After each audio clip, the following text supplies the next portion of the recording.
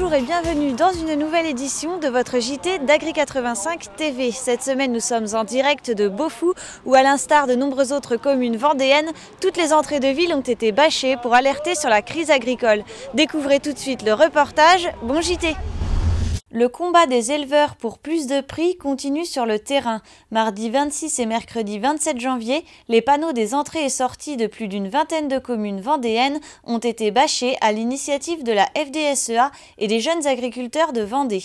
Donc l'objectif de l'action, c'est mettre toutes les communes en quelque sorte en deuil pour vraiment montrer à toute la population la détresse de l'agriculture.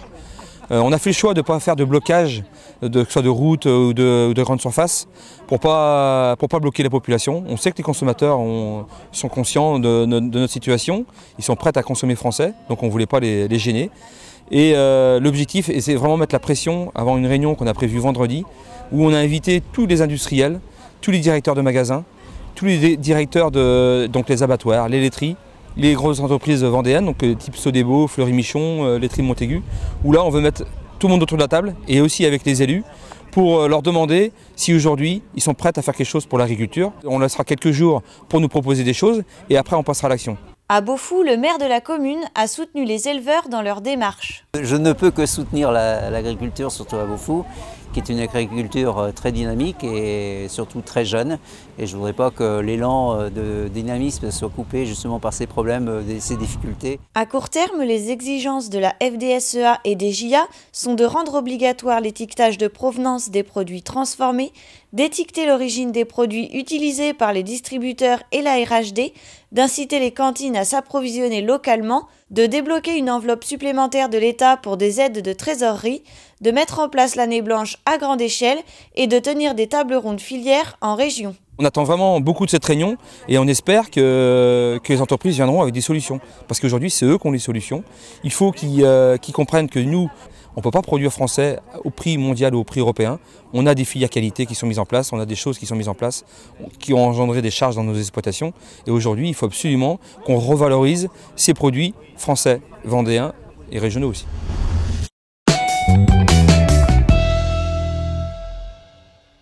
La Minute Pâques vous accompagne aujourd'hui dans le changement de mot de passe. Premier cas, j'ai modifié mon code en juillet dernier suite au courrier qui me transmettait le code Télépack 2015. Je tombe dans ce cas normalement sur l'écran suivant. Le mot de passe doit obligatoirement être composé de 8 caractères et de 3 types de caractères différents parmi majuscules, minuscules, chiffres et caractères spéciaux. Exemple FDSEA 851. Dans le cas où je n'ai pas modifié mes codes depuis juillet 2015, je dois donc cliquer sur Création de compte mot de passe perdu et suivre la procédure. Si vous rencontrez un dysfonctionnement, contactez l'assistance ou la DDTM.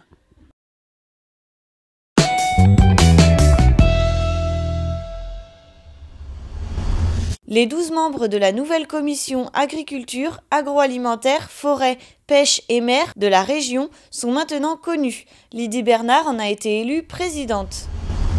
Lundi 25 janvier, les présidents de la Chambre d'agriculture, de la Chambre de commerce et d'industrie et de la Chambre des métiers et de l'artisanat ont présenté leurs vœux pour 2016. Une année qu'ils souhaitent tourner vers le futur, axant leur travail sur 4 grands axes, le soutien à l'économie de proximité, l'accompagnement des entreprises dans la 3e révolution industrielle et agricole, le développement de l'apprentissage et une présence plus forte auprès des élus. Le 2e forum départemental de la pluriactivité et de la saisonnalité s'est tenu samedi 23 janvier à Mouilleron-le-Captif. Plus de 700 demandeurs d'emploi y ont participé.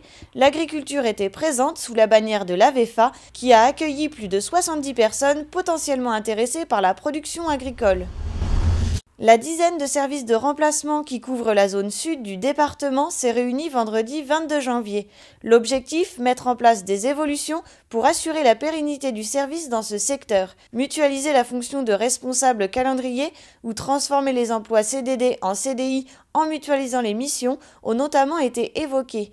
Les équipes ont décidé de se revoir rapidement à l'échelle de la communauté de communes pour entamer ce travail. Vous avez jusqu'à la fin du mois de janvier pour vous inscrire à l'opération groupée d'électricité sur les tarifs bleus mise en place par la FRSEA. Rendez-vous sur Agri85.